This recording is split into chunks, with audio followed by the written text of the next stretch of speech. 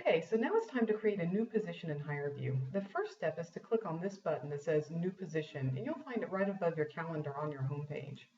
So if we click on that, if you do get an option to select a team, just make sure you select the team that's most appropriate to the position you're going to be creating. In this case, I'm going to do Sanford Rose Associates.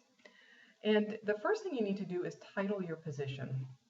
Now, it's important that you title this position just as it's listed on the job posting. You want to make sure that your candidates are comfortable knowing that they are indeed interviewing for the same position they've applied for.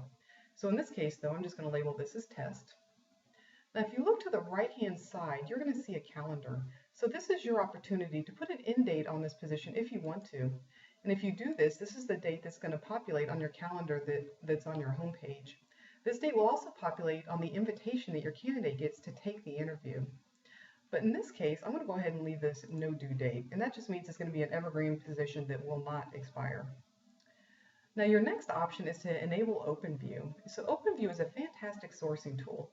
Every position you create within HireVue, you can get a specific URL link or a QR code, and you can post these on any social media sites, any campus recruiting events, or career fairs. It's a great way to get your candidates to take positions that you've created within HireVue.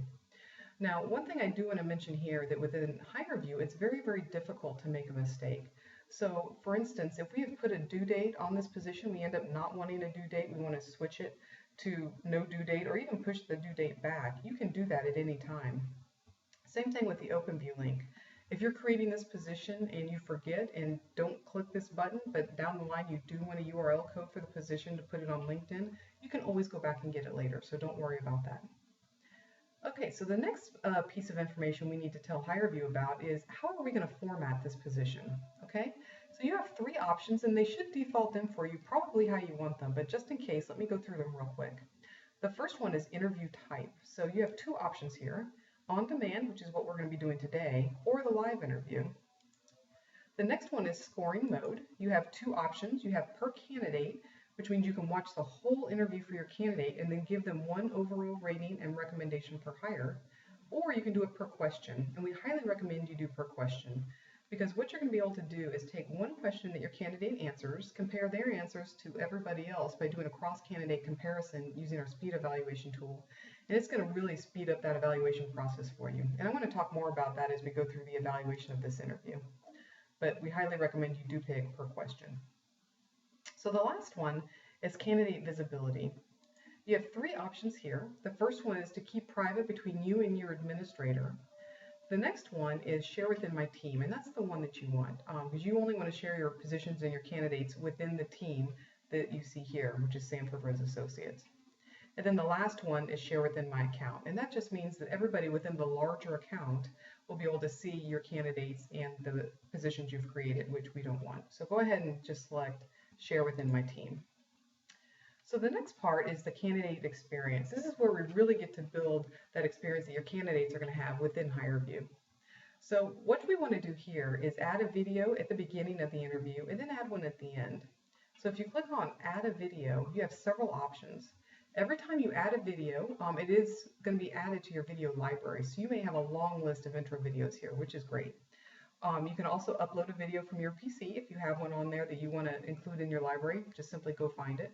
And then the last option is to record a video. So you can actually sit in front of your computer, hit the record a video button, and just simply talk to a candidate and tell them what the process is going to be, tell them what the organization is like. Very, very effective. But in this case, I have uploaded a video, so we're going to go ahead and pick that one. So I'll go ahead and click choose here. Now the process for selecting a closing video is exactly the same. So I'm going to go ahead and click add a video, and I'm going to select this one.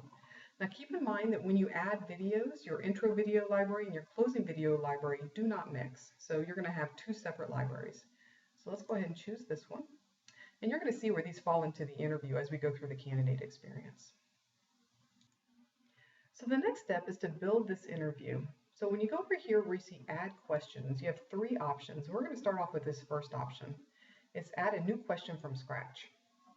So let's start off with a question we probably all do at the beginning, which is, why did you apply for this position? For this position, perfect. Okay, so you have two options to the right-hand side here. You can add a video for the candidate to respond to.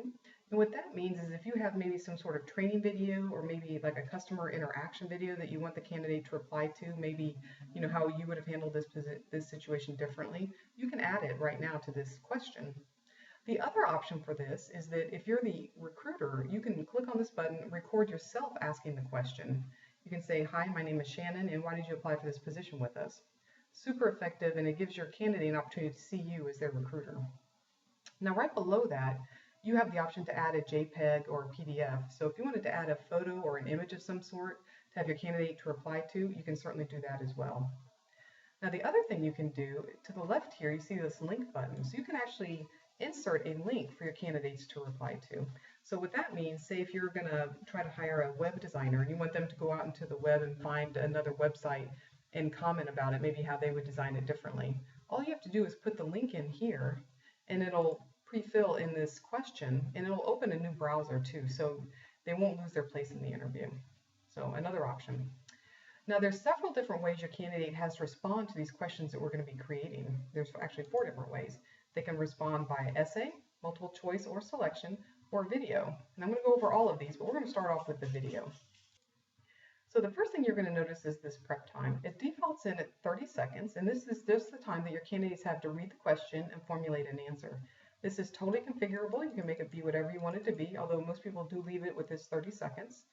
And if you do want it to be no time limit, which means they have all the time in the world to prepare, you can do that as well, just simply by clicking the no time limit. And then if you look to the right-hand side here, it says response time. It's going to default in as 3 minutes, which is totally appropriate. Most people answer within 1.5 minutes to 2 minutes. But if you wanted to raise it, if it's a more evolved question, or maybe it's a shorter question, you can lower it. But again, 3 minutes is totally fine. If you want to leave it like that, you can do that.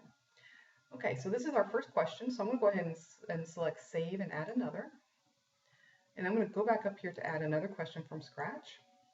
And for this one, I'm going to show you the multiple choice and multiple selection. So why don't we ask something like, what days of the week can you work? Okay, so down here, let's start off with that multiple choice. So what this means is you're going to give your candidates a bank of answers they have to pick from. I'm just going to abbreviate here and make this go a little faster. Okay, and you can add as many as you'd like to. If you saw what I did there, I just clicked on Add Options. So you can add a whole list of answers here. And with multiple choice, your candidates out of these multiple answers will have one to pick from. Okay, so they can only pick one. You can even define the correct answer if you want to. So if we're looking for Tuesday, we can simply pick on Tuesday. And then to the right here, it defaults in at no time limit for response time. However, if you want to limit the response time, you can certainly do that. Now the other option I was talking about was multiple selection. So the difference between the two is on multiple choice, they can only pick one. On multiple selection, they can pick more than one. So if they can work on Mondays and Tuesdays, they can select those 2 options. Let's just go ahead and leave it on multiple choice. Okay, so I'm going to go ahead and click Save and Add Another, and we'll do one more. So I'm going to go back up here to add questions, and we'll do another new question. We'll say, give us your best tweet. Okay, so this one, obviously, we're going to do an essay response. So on essay response, you can limit the characters that your candidate has to reply. And for this case, obviously, we're going to do 140 because on Twitter, that's all you get. And you can default text in too, which really isn't necessarily appropriate for this question. However, if you have maybe like a writing sample you want your candidates to reply to, or maybe correct or edit in some way, you can actually default that text in, and then they can go in there and do that. So it's another neat tool on this essay response. And again, on the response time, it's going to default in at no time limit for these essays, but if you do want to have a time limit, you can absolutely do that. Just uncheck that box and put whatever response time you want. But I'm going to leave this as no time limit. So this is going to be my last question, so I'm going to click Save here. So these are the questions that we have, and let's say we just love these questions, but we don't necessarily like the order that they're in, so we can easily change that. You just simply go like this and change them around. Okay. So, and to the right here, anytime you see a pencil in HireVue, that means you can edit whatever's next to it. So in this case, we could edit these questions. So if you're looking at them and see a typo somewhere, just simply click on the edit button. You can go in and edit it and save it, and you're good to go. And if you want to delete anything, anytime you see an X in HireVue, means you can delete it. Okay, So as we're looking at these questions, let's say we're very happy with the questions, the order, we're good to go. I'm going to save this as a template. So next time I want to use the same question bank, I don't actually have to type all this in. So I'm going to say test template 9. All right, so let's go back up here to add questions. So we spent a lot of time on this new question button, but the next one was from a template. So if I click on that, here's this template that we just created. So if I wanted to select these questions, I would simply select the template, here are the questions, and I would add them to this interview. Now the other option was from a previous position. So if I selected this would give me the positions, all the previous positions that I've created, and then you can always filter by name if you want to. I could select that. These are the questions, and I could add these questions to the interview. Okay, now it's not going to let you select a duplicate question, which is what that's telling me here. So it actually only added one question for me, which is fine. Now let's say, for instance, that if you're interviewing for maybe an admin specialist 2, and this position was an admin specialist 1. So the questions are very similar, but there is a slight difference. Say maybe like you need 3 years experience instead of 5. Even though you defaulted in those questions from a previous position, you can still edit them and change that number from 3 to 5. So that makes it very simple. But in this case, I'm just going to go ahead and get rid of that altogether. Okay, perfect. So I think we're in good shape here. So I'm going to go ahead and click this Save button. And this brings me to the next screen. So a couple things are going on this one. First of all, no due date is here, so I can change this date if I decide to from this point. Enable Open View, I can unselect this or select it here. And then the Share button, this is a drop down, so if I select here, I can get that QR code that I mentioned. You can simply hit the download button, and then you can print this on any card, email, any kind of email, or even on a t-shirt. You can get super creative with this. Now, one important thing I do want to point out is this Create Schedule Reminders. This is going to be very, very helpful for you. So if I create a schedule reminder, just select on this box here where it says Send Email Reminders Starting, and it's going to start on the date that you create the position, or actually create the reminder. And anything in this box is configurable. So the way it defaults in is it's going to repeat the reminder to your candidates to take the interview every 3 days. Your candidate will receive a maximum of 2 reminders, and the candidate will not be sent a reminder if it's been less than 2 days since that original invitation went out. And again, all these numbers are totally configurable and can be whatever you want them to be. Now, another neat trick here is that you can do a custom message for this reminder.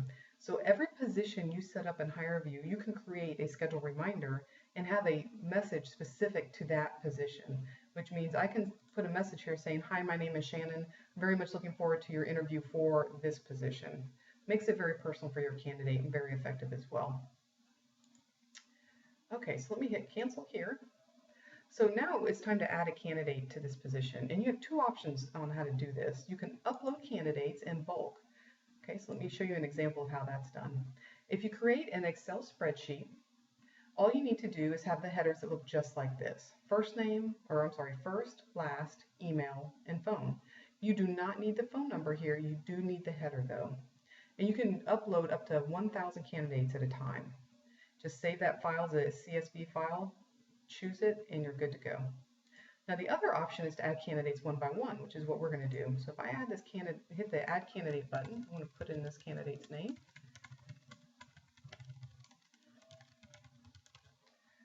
So now all I have to do is click Save, and your candidate is going to get an email to take this interview.